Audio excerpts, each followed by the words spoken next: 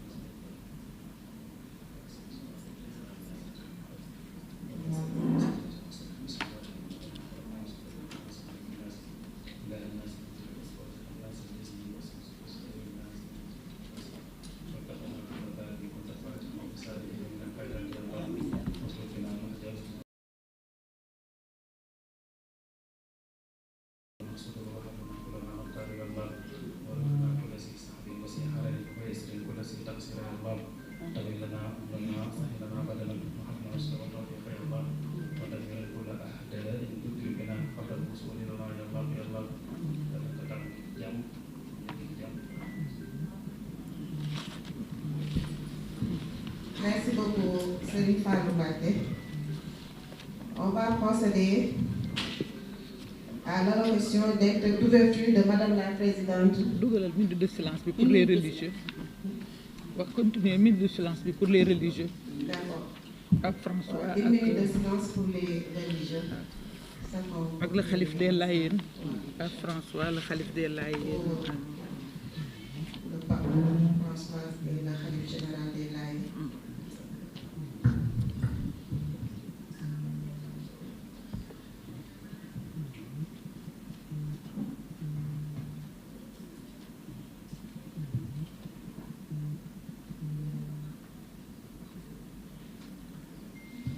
Merci beaucoup.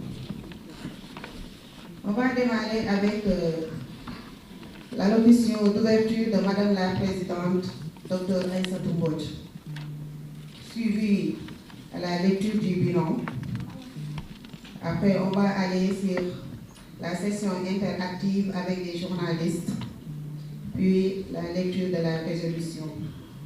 Merci beaucoup. Madame la Présidente, vous avez la parole.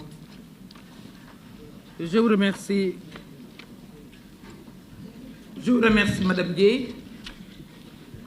Monsieur le ministre Moustapha Mamba Guirassy, ministre de l'Éducation, directeur de campagne de Son Excellence le Président Bassirou Diomaye Diakhar Faye,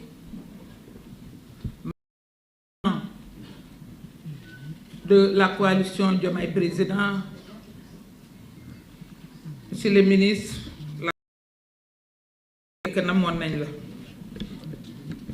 honorable député,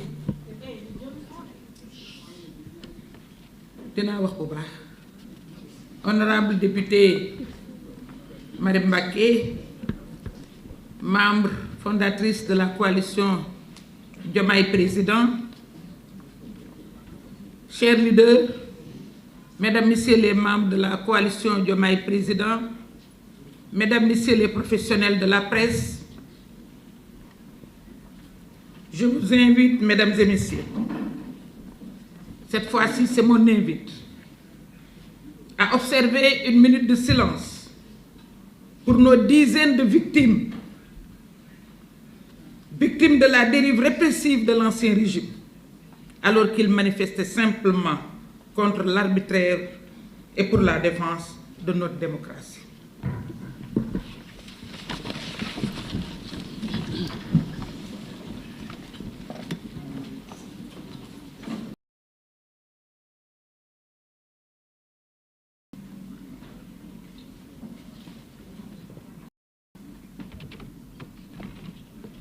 Je vous remercie.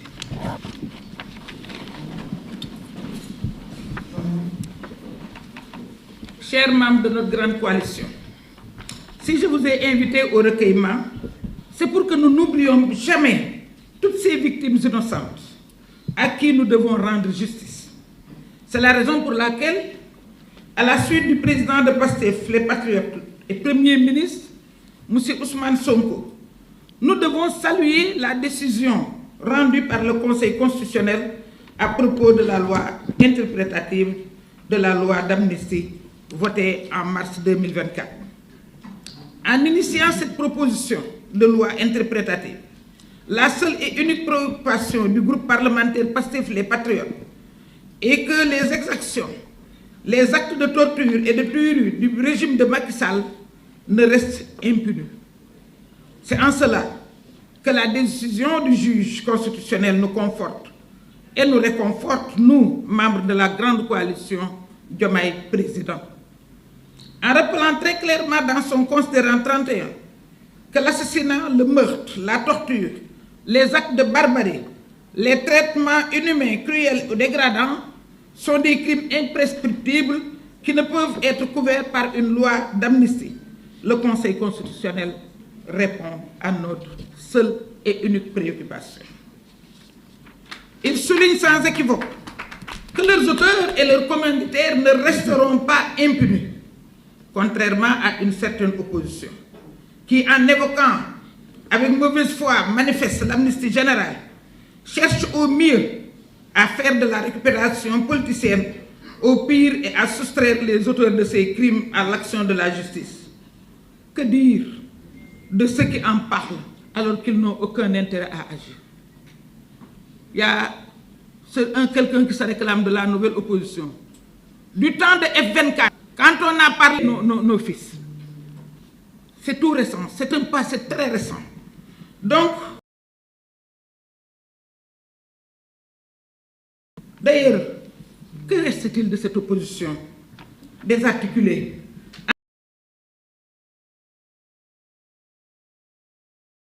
La médisance, la désinformation, la manipulation, la mauvaise foi. Nous ne sommes pas dans le registre de l'invective, nous sommes dans celui de la responsabilité. Nous opposons la vérité aux manœuvres, nous opposons la souveraineté aux intérêts masqués et nous opposons le projet au bavardage. Car pendant que certains parlent, le Sénégal agit. Voilà pourquoi nous félicitons et encourageons certaines organisations de la société civile qui ont décidé d'accompagner et d'assister les familles des victimes afin que leurs bourreaux soient identifiés, jugés et punis selon la loi. C'est cette même obligation de rendre compte qui incombe aussi à tous ceux qui ont profité de leur position privilégiée sous l'ancien régime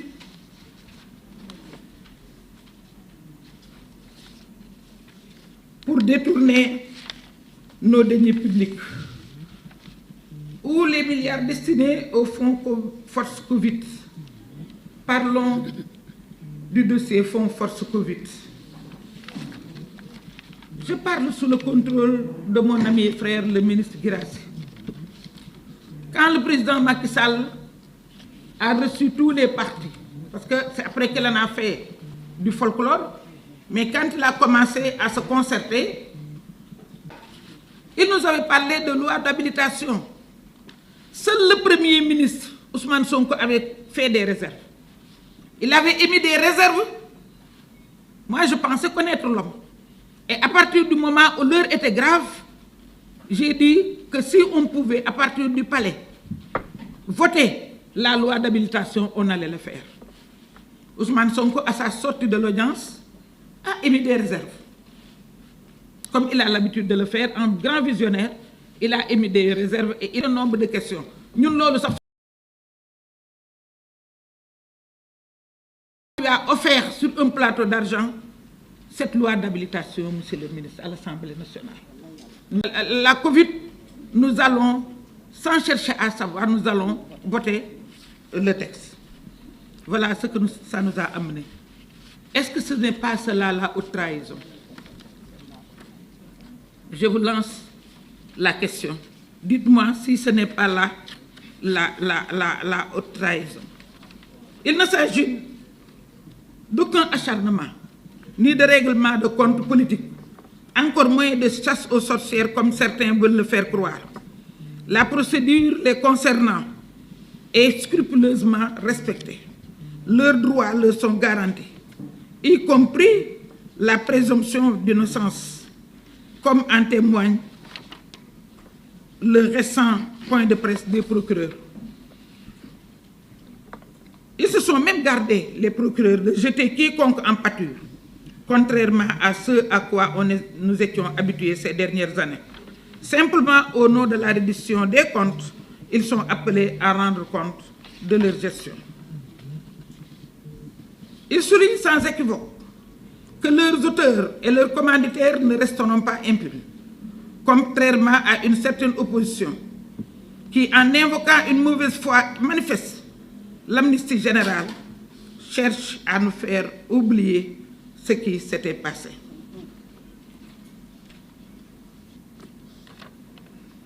Personne, le président est allé jusqu'à dire que, que le peuple revendique son droit à la justice. Pourtant, il peut donner des instructions, mais il ne l'a pas fait. Donc, on ne peut pas suspecter la main de l'exécutif dans ces dossiers concernant les anciens tenants du pouvoir.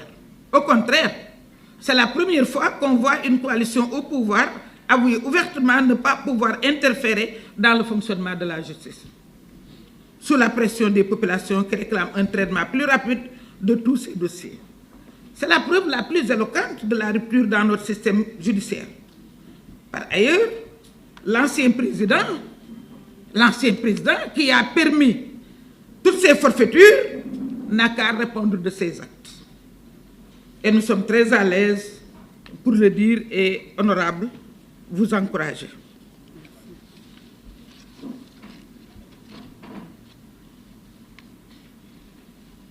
Nous avons assez d'arguments à opposer à l'opposition. Nous opposons la vérité aux manœuvres. Nous opposons la souveraineté aux intérêts masqués. Nous opposons le projet au bavardage, car, comme je l'ai dit tout à l'heure, je l'ai dit et je le répète, pendant que certains parlent, le Sénégal agit. Tout à l'heure, nous allons vous présenter un bilan élogieux de l'année d'exercice de Monsieur le Président de la République. Ce bilan est factuel, ce n'est pas théorique. Tout à l'heure aussi, nous allons parler du bilan de la justice, des autorités judiciaires. Ce 24 avril au CICAD, il y a 2 jours, c'est le président de la République a ouvert avec gravité et lucidité la 4e conférence sociale sur l'emploi et l'employabilité. Le thème choisi n'est pas anodin. L'emploi et employabilité, défis et perspectives pour un Sénégal souverain, juste et prospère. C'est une déclaration d'intention, mais surtout un appel à l'union nationale, car l'emploi en particulier, celui des jeunes, est l'urgence première de notre temps. Et le président l'a dit clairement. Seule une réponse collective peut relever ce défi. Il ne s'agit pas de simples slogans, mais de leviers concrets. Renforcement de la formation professionnelle, valorisation des talents et des compétences locales, soutien massif à l'entrepreneuriat, mobilisation des collectivités territoriales et du privé. C'est là une vision claire et très claire. Un modèle économique inclusif qui réconcilie croissance et justice sociale, développement et dignité humaine. L'État, sous cette gouvernance, s'engage à des réformes concrètes, visibles et mesurables sur le terrain. Et ces réformes ne sont pas des promesses en l'air, ce sont des engagements pris devant la nation. Et face à cela, que fait l'opposition pendant ce temps? Elle essaie de détourner l'attention, elle tente de faire croire que ce qu'on a voté à l'Assemblée couvre des crimes de sang. L'opposition essaie de nous mettre en mal avec les forces de l'ordre, mais le Conseil constitutionnel lui-même a tranché. C'est le Premier ministre Ousmane Sonko l'a dit avec justesse. L'opposition fait de ne pas avoir la lune, de ne pas voir la loi qui la désigne. Ce manque de sérieux politique est désormais leur seule marque. Chers compatriotes, la coalition Diomaye Président n'est pas une machine électorale. C'est une force historique. C'est une famille politique, un mouvement de refondation. Nous avons choisi la justice contre l'impunité. Nous avons choisi la vérité contre la rumeur. Nous avons choisi la dignité contre la soumission. Notre projet est structuré, cohérent, porté par un leadership multiple et fort. Le président Bassirou Diomaye Faye, garant de l'État. Le Premier ministre Ousmane Sonko, éclaireur de la voie. Et nous, la coalition, engagés sur tous les fronts, à chaque poste, dans chaque région, jusqu'à Kédougou, dans chaque secteur, nous agissons. Je le dis en mon nom propre et au nom de tous les leaders. Nous sommes les gardiens de cet élan. Nous portons la voix de la République. Nous serons la mémoire du peuple parce que nous avons joué notre partition. La route est longue, mais nous avons franchi les premiers caps avec dignité. Nous avons affronté la tempête devant un homme puissant, un homme riche, un homme qui n'avait aucune considération pour les lois de la République, Macky Sall. Pourtant, nous avons tenu bon. Ce n'est pas le moment de douter, ni de capituler. C'est le moment de nous mobiliser, de rester soudés et de redoubler d'efforts. Nous allons, avant de conclure, je fais un rappel, certainement nous y reviendrons après la présentation du bilan.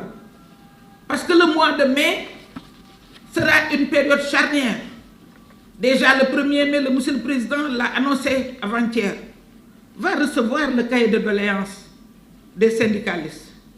Pourtant, il respecte la tradition, mais toute l'année, il a conservé les relations, lui et son Premier ministre, avec les syndicalistes. Le dialogue n'a jamais été interrompu. Pour la première fois au Sénégal, où le président ne voyait les syndicalistes que le 1er mai. Goulet. Et non seulement ce sera une période charnière, mais ce sera la période pendant laquelle le dialogue social est convoqué. Le dialogue social, parlons-en. Vous pouvez être les maîtres. Nous sommes en démocratie. Tous les partis seront invités. Mais vous, de la coalition Diomaye Président, commencez à réfléchir. Commencez à faire des propositions. Soyez une force de proposition parce que vous allez jouer un grand rôle pendant ce dialogue. Donc, personne ne vous laissera en rade. Le président Diomaye Faye, encore moins. Donc, je pense que vous avez une partition à jouer. J'avais écrit beaucoup de choses, mais je n'aurai pas le temps de tout dire. Peut-être nous reviendrons à tout cela pendant les débats. Monsieur le ministre, mesdames, messieurs, chers leaders, je vous remercie.